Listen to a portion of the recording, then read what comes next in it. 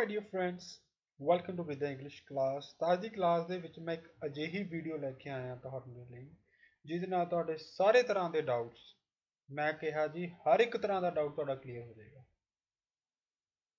Basically students ਦੀ ਅਕਸਰ ਹੀ ਇੱਕ request ਆਉਂਦੀ ਹੈਗੀ ਜਾਂ ਉਹਨਾਂ ਦੀ ਕੰਪਲੇਂਟ ਹੁੰਦੀ ਹੈਗੀ, ਉਹਨਾਂ ਦੀ ਪ੍ਰੋਬਲਮ ਹੁੰਦੀ ਹੈ, ਉਹ ਪ੍ਰੋਬਲਮ ਹੁੰਦੀ ਹੈਗੀ ਜਾਂ ਉਹ ਰਿਕੁਐਸਟ ਹੁੰਦੀ ਹੈਗੀ ਕਨੈਕਟਰਸ ਦੇ ਲਈ। ਕੋਹੀਜ਼ਨ ਤੇ ਕੋਹੀਰੈਂਸ ਦਾ ਸਭ ਨੂੰ ਪਤਾ ਕਿ 25% ਮਾਰਕਸ ਸਾਡੇ ਰਾਈਟਿੰਗ ਦੇ ਵਿੱਚ ਕੋਹੀਰੈਂਸ ਤੇ ਕੋਹੀਜ਼ਨ ਦੇ ਹੁੰਦੇ ਨੇ। ਤਾਂ ਉਸ ਪ੍ਰੋਬਲਮ ਦੇ ਸੋਲੂਸ਼ਨ ਦੇ ਲਈ ਮੈਂ ਤੁਹਾਡੇ ਲਈ ਇੱਕ ਖਾਸ ਤਰ੍ਹਾਂ ਦੀ ਵੀਡੀਓ ਲੈ ਕੇ ਆਇਆ ਹੈਗਾ ਤੇ ਮੈਂ ਦਾਅਵੇ ਨਾਲ ਕਹਿਣਾ ਕਿ ਇਸ ਵੀਡੀਓ ਤੋਂ ਬਾਅਦ ਤੁਹਾਡੇ ਸਾਰੇ ਤਰ੍ਹਾਂ ਦੇ ਡਾਊਟਸ ਕਲੀਅਰ ਹੋ ਜਾਣਗੇ। ਸੈਂਟੈਂਸ ਨੂੰ ਕਿਵੇਂ ਤੁਸੀਂ ਕੰਪਲੈਕਸ ਬਣਾਉਣਾ, ਕਿਵੇਂ ਕੰਪਾਊਂਡ ਬਣਾਉਣਾ, ਕਿਹੜੇ ਕਿਹੜੇ ਕਨੈਕਟਰਸ ਨੇਗੇ, ਕਿਹੜੇ ਕਿਹੜੇ ਵਰਡਸ ਨੇ ਜਿਹੜੇ ਤੁਸੀਂ ਯੂਜ਼ ਕਰ ਸਕਦੇ ਹੋਗੇ ਜਿਹਦੇ ਨਾਲ ਤੁਹਾਡਾ ਜਿਹੜਾ ਸੈਂਟੈਂਸ ਹੈ ਸਿੰਪਲ ਤੋਂ ਲਾਜਵਾਬ ਦਿਖਣ ਲੱਗ ਜੂਗਾ, ਬੜਾ ਸ਼ਾਨਦਾਰ ਦਿਖਣ ਲੱਗ ਜੂਗਾ। ਸਿੱਧਾ ਸਾਦਾ ਸੈਂਟੈਂਸ ਵੀ ਲੱਗੂਗਾ ਵਾਹ ਯਾਰ ਕੀ ਬਾਤ ਹੈ। ਨਵੀਂ ਸਜੀ ਹੋਈ ਦੁਲਹਨ ਵਾਂਗ ਤੁਹਾਡਾ ਸੈਂਟੈਂਸ ਲੱਗੇਗਾ। ਇਸ ਲਈ ਤੁਹਾਡਾ ਜਿਹੜਾ ਸਕੋਰ ਹੈ ਆਇਲਸ ਰਾਈਟਿੰਗ ਦੇ ਵਿੱਚ ਮੈਕਸਿਮਮ ਆਏਗਾ। ਇਹ ਜੋ ਮੈਂ ਤੁਹਾਡੇ ਨਾਲ ਵਰਡ ਡਿਸਕਸ ਕਰਾਂਗਾ ਇਹ ਸਿਰਫ ਰਾਈਟਿੰਗ ਨਹੀਂ ਬਲਕਿ ਸਪੀਕਿੰਗ ਨਾਲ ਵੀ ਰਿਲੇਟਡ ਵੀ ਵਰਡਸ ਹੋਣਗੇ। ਤੁਹਾਨੂੰ ਸਪੈਸ਼ਲ ਡਿਟੇਲ ਦਿੱਤੀ ਜਾਏਗੀ ਕਿ ਕਿਹੜਾ ਵਰਡ ਰਾਈਟਿੰਗ 'ਚ ਯੂਜ਼ ਹੁੰਦਾ, ਕਿਹੜਾ ਸਪੀਕਿੰਗ 'ਚ ਹੁੰਦਾ, ਕਿਹੜੇ ਦੋਨਾਂ ਵਿੱਚ ਯੂਜ਼ ਹੋ ਸਕਦਾ ਹੈਗਾ। ਸੋ ਆਓ ਜ਼ਿਆਦਾਤਰ ਟਾਈਮ ਮੈਂ ਨਾ ਲੈਂਦਾ ਹੋਇਆ ਕਲਾਸ ਸਟਾਰਟ ਕਰ ਦਿਆਂਗੇ। ਸਭ ਤੋਂ ਪਹਿਲਾਂ ਅਗਰ ਆਪਾਂ ਗੱਲ ਕਰੀਏ ਸਿਮਿਲੈਰਿਟੀ ਦੀ, ਦੇਖੋ ਤੁਹਾਡੇ ਕੋਲ ਇੱਕ ਛੱਡੋ, ਦੋ ਛੱਡੋ, ਤਿੰਨ ਛੱਡੋ, ਮੈਂ ਕਿਹਾ 7 ਵਰਡ ਤੁਹਾਨੂੰ ਮੈਂ ਦੇ ਰੱਖੇ ਨੇਗੇ ਜੋ ਕਿ ਤੁਹਾਡੀ ਰਾਈਟਿੰਗ ਦੇ ਲਈ ਬਹੁਤ ਲਾਜਵਾਬ ਨੇਗੇ ਸਿਮਿਲੈਰਿਟੀ ਵਾਸਤੇ। ਜਦੋਂ ਤੁਸੀਂ ਸੈਂਟੈਂਸ ਕੋਈ ਬਣਾਉਣਾਗਾ ਉਹ 'ਚ ਤੁਸੀਂ ਅਜਿਹਾ ਵਰਡ, ਅਜਿਹਾ ਸੈਂਟੈਂਸ ਨੂੰ ਜੋੜਨਾਗਾ, ਦੋ ਅਜਿਹੇ ਤਿੰਨ ਅਜਿਹੇ ਸੈਂਟੈਂਸ ਨੂੰ ਜੋੜਨਾ ਜੇ ਸਿਮਿਲੈਰਿਟੀ ਵਰਡ ਜਾਂ ਸਮਾਨਤਾ ਵਗੈਰਾ ਹੋਵੇ। ਜਿਵੇਂ ਲਾਈਕ ਵਾਈਜ਼ ਇੱਕ ਐਗਜ਼ਾਮਪਲ ਦੇਣਾ ਤੁਹਾਨੂੰ ਮੈਂ। ਲਾਈਕ ਵਾਈਜ਼ ਵਰਡ ਦੇਖੋ ਬ੍ਰੈਕਟ ਦੇ ਵਿੱਚ ਲਿਖਿਆ can be used for both the writing and speaking test. So ਇਹ ਰਾਈਟਿੰਗ ਤੇ ਸਪੀਕਿੰਗ ਦੋਨਾਂ ਵਾਸਤੇ ਯੂਜ਼ ਹੋ ਸਕਦੇ ਨੇਗੇ ਇਹ। ਸੋ ਨਾਲ ਐਗਜ਼ਾਮਪਲ ਵੀ ਦਿੱਤੀ ਹੋਈ ਇਨ ਦਾ budget the Minister of Finance increased spending on higher education. He likewise improved spending on social development. So budget ਦੇ ਵਿੱਚ ਮਿਨਿਸਟਰ ਜੋ ਫਾਈਨਾਂਸ ਦਾ ਮਿਨਿਸਟਰ ਹੈ ਉਹਨੇ ਹਾਇਰ ਐਜੂਕੇਸ਼ਨ ਦੇ ਉੱਪਰ ਖਰਚਾ ਵਧਾਇਆ ਤੇ ਨਾਲ ਹੀ ਲਾਈਕਵਾਈਜ਼ ਦਾ ਮਤਲਬ ਇੱਥੇ ਕੀ ਹੋ ਗਿਆ, ਬਿਲਕੁਲ ਨਾਲ ਹੀ ਉਸਨੇ ਜੋ ਸੋਸ਼ਲ ਡਿਵੈਲਪਮੈਂਟ ਦੇ ਉੱਪਰ ਵੀ ਖਰਚਾ ਵਧਾਇਆ। ਸੋ ਸਿਮਿਲਰਲੀ ਆਪਾਂ ਕਹਿੰਦੇ ਸਿਮਿਲਰਲੀ। ਸੋ ਦੇਖੋ ਕਿੰਨੇ ਵਰਡ ਨੇਗੇ, ਲਾਈਕਵਾਈਜ਼ ਹੋ ਗਿਆ, ਇਨ ਦਾ ਸੇਮ ਵੇ, ਸਿਮਿਲਰਲੀ, ਆਲਸੋ, ਕੋਰਸਪੋਂਡਿੰਗਲੀ। ਸੋ ਨਾਲ ਤੁਹਾਡੇ ਬ੍ਰੈਕਟ ਦੇ ਵਿੱਚ ਲਿਖਿਆ ਗਾ ਕਿ ਤੁਸੀਂ ਇਹ ਵਰਡ ਰਾਈਟਿੰਗ 'ਚ ਯੂਜ਼ ਕਰ ਸਕਦੇ ਹੋ, ਸਪੀਕਿੰਗ 'ਚ ਯੂਜ਼ ਕਰ ਸਕਦੇ ਹੋ, ਦੋਨਾਂ ਵਿੱਚ ਯੂਜ਼ ਕਰ ਸਕਦੇ ਹੋ। ਜਿਵੇਂ ਕੋਰਸਪੋਂਡਿੰਗਲੀ ਹੈ, ਕੋਰਸਪੋਂਡਿੰਗਲੀ ਅਸੀਂ ਆਮ ਤੌਰ ਦੇ ਉੱਪਰ ਰਾਈਟਿੰਗ ਦੇ ਵਿੱਚ ਯੂਜ਼ ਕਰਦੇ ਨਾ ਤੇ ਫਾਰਮਲ ਵਰਡਸ ਨੇ। ਮੈਂ ਤੁਹਾਨੂੰ ਸਾਫ਼-ਸਾਫ਼ ਦੱਸ ਦਵਾਂ ਇਹਦੇ ਵਿੱਚ ਕੋਈ ਵੀ ਵਰਡ ਤੁਹਾਨੂੰ ਅਜਿਹਾ ਨਹੀਂ ਮਿਲੇਗਾ ਜਿਹੜਾ ਕਿ ਇਨਫਾਰਮਲ ਹੈਗਾ। ਇਹ ਸਾਰੇ ਫਾਰਮਲ ਵਰਡ ਨੇ ਜਿਹੜੇ ਰਾਈਟਿੰਗ ਦੇ ਵਿੱਚ ਤੁਸੀਂ ਯੂਜ਼ ਕਰ ਸਕਦੇ ਹੋ, ਸਪੀਕਿੰਗ ਦੇ ਵਿੱਚ ਤੁਸੀਂ ਯੂਜ਼ ਕਰ ਸਕਦੇ ਹੋ। ਉਸ ਤੋਂ ਬਾਅਦ ਕੁਝ ਅਜਿਹੇ ਕਨੈਕਟਰ ਜਿਹੜੇ ਕਿ ਰਿਜ਼ਲਟ ਲਈ ਯੂਜ਼ ਹੁੰਦੇ ਨੇ, ਆਊਟਕਮ ਤੇ ਰਿਜ਼ਲਟ ਲਈ, ਤੇ ਬ੍ਰੈਕਟ ਦੇ ਵਿੱਚ ਲਿਖਿਆ ਰਾਈਟਿੰਗ। ਜਿਵੇਂ ਦੇਅਰਫੋਰ ਹੈ, ਦੇਅਰਫੋਰ ਅਸਲ ਦੇ ਵਿੱਚ ਨਾ ਅਸੀਂ ਸੋ ਲਈ ਯੂਜ਼ ਕਰਦੇ ਹੁੰਦੇ ਹਾਂ। ਭੁੱਲ ਜਾਓ ਤੁਸੀਂ ਇਸ ਤੋਂ ਬਾਅਦ ਕਿ ਕਦੇ ਸੋ SO ਵਾਲਾ ਤੁਸੀਂ ਸੋ ਯੂਜ਼ ਕਰਨਾ। ਸੋ ਦੀ ਜਗ੍ਹਾ ਦੇ ਉੱਪਰ ਤੁਸੀਂ ਦੇਅਰਫੋਰ ਯੂਜ਼ ਕਰ ਸਕਦੇ ਹੋ। ਐਜ਼ ਅ ਕੰਸੀਕੁਐਂਸ, ਦਸ, ਐਜ਼ ਅ ਰਿਜ਼ਲਟ ਜਾਂ ਅਕੋਰਡਿੰਗਲੀ ਇਹ ਵਰਡ ਤੁਸੀਂ ਯੂਜ਼ ਕਰ ਸਕਦੇ ਹੋ। ਠੀਕ ਹੈ ਜੀ। ਰਿਜ਼ਲਟ ਜੋ ਨਿਕਲਣਾ ਹੁੰਦਾ, ਜਿਵੇਂ ਆਪਾਂ ਐਗਜ਼ਾਮਪਲ ਲਈਏ ਅਗਰ ਆਪਾਂ ਐਜ਼ ਅ ਕੰਸੀਕੁਐਂਸ ਦੀ, ਜਿਹੜਾ ਕਿ ਰਾਈਟਿੰਗ ਤੇ ਸਪੀਕਿੰਗ ਦੋਨਾਂ ਵਿੱਚ ਯੂਜ਼ ਹੋ ਸਕਦਾ। ਜਿਵੇਂ ਤੁਸੀਂ ਵੇਖੋ the nuclear disaster at Fukushima was worse than the scientists had anticipated. Scientist ਨੇ ਕਹਿੰਦਾ ਇਹਨਾਂ ਜ਼ਿਆਦਾ ਐਂਟੀਸਿਪੇਟ ਵੀ ਨਹੀਂ ਕੀਤਾ ਸੀ, ਨਾ ਸੋਚਿਆ ਵੀ ਨਹੀਂ ਸੀਗਾ, ਉਸ ਤੋਂ ਵੀ ਕਿਤੇ ਮਾੜਾ ਫੁਕੂਸ਼ੀਮਾ ਡਿਜ਼ਾਸਟਰ ਦਾ, ਨਿਊਕਲੀਅਰ ਡਿਜ਼ਾਸਟਰ ਦਾ ਰਿਜ਼ਲਟ ਨਿਕਲਿਆ। ਐਜ਼ ਅ ਕੰਸੀਕੁਐਂਸ, ਸਿੱਟੇ ਵਜੋਂ ਮਤਲਬ ਕਿ ਰਿਜ਼ਲਟ ਆ ਗਿਆ, ਆਊਟਕਮ ਆ ਗਿਆ। The Japanese government has changed the way that nuclear power plants are built.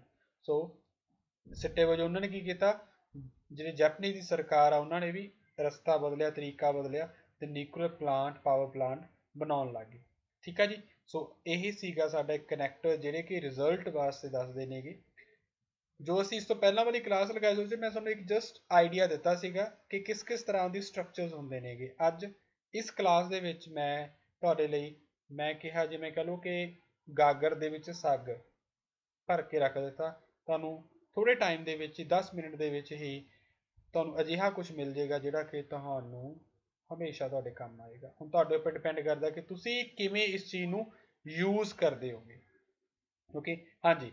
ਅਗਰ ਆਪਾਂ ਇਸ ਤੋਂ ਬਾਅਦ ਅੱਗੇ ਵਧੀਏ, ਇਸ ਤੋਂ ਬਾਅਦ ਹੈ ਕੰਟਰਾਸਟ। ਜਦੋਂ ਆਪਾਂ ਨੇ ਕੰਪੈਰੀਜ਼ਨ ਕਰਨਾ ਹੈਗਾ, ਤਦੋਂ ਦੇਖੋ ਵਰਡ ਬਹੁਤ ਜ਼ਿਆਦਾ, ਜਿਵੇਂ ਨੰਨਦਲੈਸ ਹੈ, ਬਹੁਤ ਘੱਟ ਵਰਡ ਯੂਜ਼ ਕਰਦੇ ਹੁੰਦੇ ਆ ਕਿ ਸਟੂਡੈਂਟਸ, ਕਿਉਂਕਿ ਉਹਨਾਂ ਨੂੰ ਪਤਾ ਹੀ ਨਹੀਂ ਹੁੰਦਾ ਵੀ ਨੰਨਦਲੈਸ ਵੀ ਕੁਝ ਹੁੰਦਾ ਹੈਗਾ।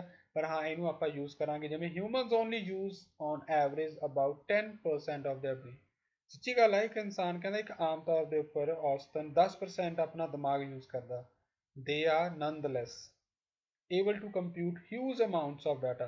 ਫਿਰ ਵੀ ਕਹਿੰਦੇ, ਫਿਰ ਵੀ देखो कंट्रास्ट आ सिर्फ 10%, 100 ਦੇ ਵਿੱਚ ਸਿਰਫ 10% ਦਿਮਾਗ ਯੂਜ਼ ਕਰਦੇ, ਪਰ ਫਿਰ ਵੀ ਉਹ ਆਪਣੇ ਦਿਮਾਗ ਦੇ ਵਿੱਚ ਕਿੰਨਾ ਹੀ ਡਾਟਾ, ਕਿੰਨਾ ਕੁਝ ਭਰ ਕੇ ਰੱਖ ਸਕਦਾ ਹੈ, coming up with ever more innovative idea, ਤੇ ਨਾਲ ਨਾਲ ਨਵੇਂ ਨਵੇਂ ਆਈਡੀਆਜ਼ ਲੈ ਕੇ ਆਉਂਦੇ ਨੇ। ਸੋ ਇਹ ਵਰਡ ਨੇ ਜੋ nonetheless, nevertheless, in contrast, however, yet, all the same, ਇਹ ਉਹ ਵਰਡਸ ਨੇ ਜਿਹੜੇ ਕਿ ਕੰਟਰਾਸਟ ਦੇ ਲਈ ਯੂਜ਼ ਹੁੰਦੇ ਨੇ। ਸਿਰਫ ਇੰਨੇ ਨਹੀਂ, ਹੋਰ ਵੀ ਵਰਡ ਨੇਗੇ।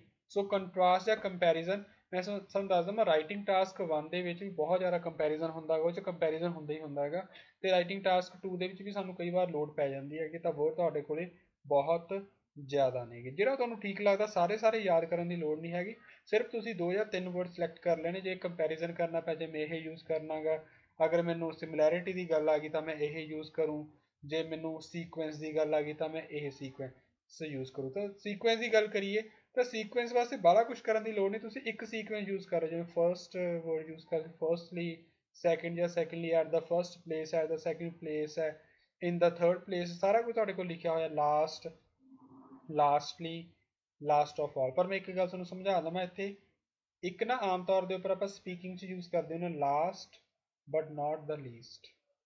ਇਹ ਚੀਜ਼ਾਂ ਅਸੀਂ ਰਾਈਟਿੰਗ ਦੇ ਵਿੱਚ ਨਹੀਂ ਯੂਜ਼ ਕਰਨੀਆਂ। ਹਾਂ, ਇਨਫੋਰਮਲ ਲੈਟਰ ਹੈ ਉਹ 'ਚ ਯੂਜ਼ ਕਰ ਸਕਦੇ ਹਾਂ, ਪਰ ਫਾਰਮਲ ਲੈਟਰ ਦੇ ਵਿੱਚ ਅਸੀਂ ਇਹਨੂੰ ਨਹੀਂ ਯੂਜ਼ ਕਰ ਸਕਦੇ। ਠੀਕ ਹੈ ਜੀ, ਸਮਝ ਗਏ। ਇਸ ਤੋਂ ਬਾਅਦ ਅਗਰ ਆਪਾਂ ਅੱਗੇ ਵਧੀਏ, ਹੁਣ ਹੈ ਰੈਲੀਵੈਂਸ ਔਰ ਇੰਪੋਰਟੈਂਸ, ਮਹੱਤਤਾ ਜੋ ਦੱਸਣੀ ਹੁੰਦੀ ਕਿਸੇ ਚੀਜ਼ ਦੀ। ਜੇ ਮੋਸਟ ਇੰਪੋਰਟੈਂਟ, ਸਭ ਤੋਂ ਜ਼ਿਆਦਾ ਜ਼ਰੂਰੀ ਗੱਲ ਤਾਂ ਇਹ, ਸਭ ਤੋਂ ਅਹਿਮ ਗੱਲ ਤਾਂ ਇਹ ਹੈਗੀ। ਤਾਂ ਉਸ ਤੋਂ ਬਾਅਦ ਮੋਸਟ ਸਿਗਨੀਫਿਕੈਂਟਲੀ ਆਮ ਤੌਰ ਦੇ ਉੱਪਰ ਰਾਈਟਿੰਗ ਟਾਸਕ 1 ਦੇ ਵਿੱਚ ਜ਼ਿਆਦਾ ਯੂਜ਼ ਕਰਦੇ, ਜਿਹੜਾ ਕਿ ਖਾਸ ਵੱਡੇ ਲੈਵਲ ਦੇ ਉੱਪਰ ਕੁਝ ਹੋਇਆ ਹੋਵੇ। ਉਸ ਤੋਂ ਬਾਅਦ ਜੇ ਮੈਂ ਥਰਡ ਦੀ ਗੱਲ ਕਰਾਂ, ਮੈਂ ਅਸੈਂਸ਼ਲੀ, ਬੇਸਿਕਲੀ, ਇਹ ਚੀਜ਼ਾਂ ਆ ਗਈਆਂ, ਅਬਵ ਆਲ ਜਾਂ ਪ੍ਰਾਇਮਰੀਲੀ। ਤੇ ਨਾਲ ਮੈਂ ਫਿਰ ਦੱਸ ਰਿਹਾ, ਬ੍ਰੈਕਟ ਦੇ ਵਿੱਚ ਤੁਸੀਂ ਜੋ ਵਰਡ ਸਿਲੈਕਟ ਕਰਨੇ ਆ ਕਿ ਮੈਂ ਆਹ ਵਰਡ ਯੂਜ਼ ਕਰਨੇ ਆ, ਸਿਰਫ ਬ੍ਰੈਕਟ 'ਚ ਦਿੱਤੇ ਹੋਏ ਵਰਡਸ ਨੇਗੇ, ਸਿਰਫ ਤੁਸੀਂ ਉਹਨੂੰ ਧਿਆਨ ਵਿੱਚ ਰੱਖਣਾਗਾ ਵੀ ਰਾਈਟਿੰਗ ਦੇ ਲਈ ਹੈ, ਸਪੀਕਿੰਗ ਦੇ ਲਈ ਹੈ, ਜਾਂ ਦੋਨਾਂ ਦੇ ਲਈ ਹੈ। ਠੀਕ ਹੈ, ਇਹ ਨਾ ਹੋਣ ਕਿ ਉਹ ਸਿਰਫ ਲਿਖਿਆ ਹੋਇਆ ਸਪੀਕਿੰਗ ਵਾਸਤੇ ਤੇ ਤੁਸੀਂ ਰਾਈਟਿੰਗ ਵਾਸਤੇ ਯੂਜ਼ ਕਰੀ ਜਾਓ, ਤੇ ਤੁਸੀਂ ਮੈਨੂੰ ਬਾਅਦ ਚੋਂ ਕਹੋ ਸਾਰੇ ਤਾਂ ਗਲਤ ਹੋ ਗਿਆ, ਮੇਰਾ ਸਕੋਰ ਨਹੀਂ ਆਇਆ, ਮੈਂ ਕੀ ਕਰਾਂ, ਉਹਦੇ ਲਈ ਮੈਂ ਜ਼ਿੰਮੇਵਾਰ ਨਹੀਂ ਹੈਗਾ। ਤਾਂ ਸਿੰਪਲ ਕੀ ਹੈ, ਬ੍ਰੈਕਟ ਦੇ ਵਿੱਚ ਮੈਂ ਤੁਹਾਡੇ ਲਈ ਲਿਖ ਦਿੱਤਾ ਵੀ ਰਾਈਟਿੰਗ ਦੇ ਲਈ ਹੈ ਜਾਂ ਸਪੀਕਿੰਗ ਦੇ ਲਈ ਹੈ। ਤੇ ਹਾਂ, ਜੋ ਕੋਰਸ ਚੱਲ ਰਿਹਾ ਹੈਗਾ, ਕੰਪਲੀਟ ਕੋਰਸ ਹੈ, ਤੁਸੀਂ ਕੋਈ ਵੀ ਇਹ ਕੋਰਸ ਲੈ ਸਕਦਾ ਹੈਗਾ। ਤੁਸੀਂ ਜਸਟ 30 ਡੇਜ਼ ਦੇ ਵਿੱਚ 7+ ਸਕੋਰ ਲੈ ਸਕਦੇ ਹੋ, ਉਹ ਵੀ ਘਰ ਬੈਠੇ ਬਿਠਾਏ। ਸਿੰਪਲ ਤੁਸੀਂ ਕੀ ਕਰਨਾ, ਮੇਰੇ ਨਾਲ ਕੰਟੈਕਟ ਕਰਨਾ ਹੈਗਾ, ਤੁਸੀਂ ਮੈਨੂੰ ਮੇਲ ਕਰਨੀ ਹੈਗੀ, ਤੇ ਤੁਸੀਂ ਮੇਰੇ ਤੋਂ ਪੂਰੀ ਡਿਟੇਲ ਜੋ ਹੈ ਉਹ ਲੈ ਲੈਣੀ ਹੈਗੀ ਕਿ ਇਹ ਕਿਵੇਂ ਹੈ। ਹਾਂਜੀ, ਉਸ ਤੋਂ ਬਾਅਦ ਐਗਜ਼ਾਮਪਲੀਫਿਕੇਸ਼ਨ, ਜਦੋਂ ਆਪਾਂ ਉਦਾਹਰਨ ਦੇਣੀ ਹੁੰਦੀ ਹੈਗੀ। ਆਮ ਤੌਰ ਦੇ ਉੱਪਰ ਸਾਨੂੰ ਲੱਗਦਾ ਕਿ ਸਿਰਫ ਅਸੀਂ ਫੋਰ ਐਗਜ਼ਾਮਪਲ ਹੀ ਯੂਜ਼ ਕਰਨਾ, ਨਹੀਂ ਜੀ, ਬਹੁਤ ਕੁਛ ਹੈ, ਜਿਵੇਂ ਫੋਰ ਐਗਜ਼ਾਮਪਲ, ਫੋਰ ਇੰਸਟਾਂਸ, ਟੂ ਇਲਸਟ੍ਰੇਟ, ਇਹ ਚੀਜ਼ਾਂ ਨੇ ਜਿਹੜੀਆਂ ਕਿ ਅਸੀਂ ਯੂਜ਼ ਕਰ ਸਕਦੇ ਹਾਂ। ਇਸ ਤੋਂ ਬਾਅਦ ਜੋ ਨੈਕਸਟ ਟੌਪਿਕ ਹੈ ਉਹ ਹੈ ਐਮਫੈਸਿਸ। ਜਦੋਂ ਕਿਸੇ ਚੀਜ਼ ਦੇ ਉੱਪਰ ਆਪਾਂ ਜ਼ੋਰ ਪਾਉਣਾ ਹੁੰਦਾ ਹੈਗਾ, ਕੋਈ ਚੀਜ਼ ਜ਼ੋਰ ਦੇ ਕੇ ਕਹਿਣੀ ਹੁੰਦੀ ਹੈਗੀ, ਜਿਵੇਂ in fact, it could be argued that trade sanctions are trouble for the economy। ਇਹ ਗੱਲ ਕਹਿੰਦੇ ਵਾਕਈ ਆਰਗੂ ਕਰਨ ਵਾਲੀ ਆ। ਜਿਹੜੇ ਟ੍ਰੇਡ ਸੈਂਕਸ਼ਨਸ ਨੇ, ਜੋ ਮਨਜ਼ੂਰੀਆਂ ਮਿਲੀਆਂ ਹੋਈਆਂ ਨੇ ਵਪਾਰ ਦੇ ਲਈ, ਇਹ ਇਕਨੋਮੀ ਲਈ ਮੁਸੀਬਤ ਖੜੀਆਂ ਕਰ ਰਹੀਆਂ ਨੇ। ਇਨਫੈਕਟ ਅਸਲ ਦੇ ਵਿੱਚ ਨਾ ਕੀ ਆ, many would say that the imposition of sanctions could start a war.